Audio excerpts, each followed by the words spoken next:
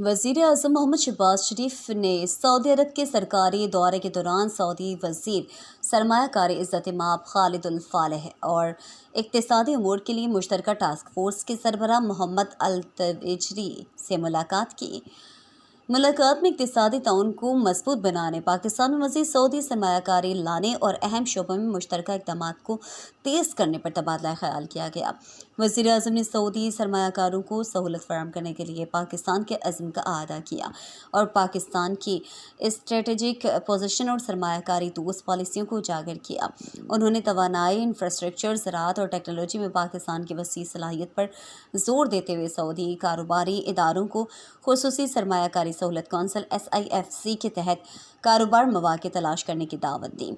Saudi वज़ीर खालिद अल फालेह और task force के सरबराह मोहम्मद अल तवेजरी ने पाकिस्तान के साथ इक़्तिसादी ताल्लुकात को मज़ीद गहरा करने में सऊदी अरब की गहरी दिलचस्पी का इज़हार किया। उन्होंने सरमायाकारी के मंसूबों को तेज़ करने और इन पर अमल दरामद को यकीनी बनाने के लिए दायरा जाती ताउन को बढ़ाने पर तबादला ख़याल किया।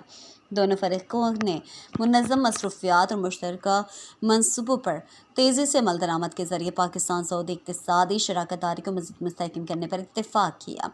मुलाकात में तवील मुद्दती और बाहमी तौर पर मुफीद इक़्तिसादी ताल्लुकात को फ़रोग़ देने के लिए दोनों ममालिक के अज़्म पर ज़ोर दिया गया।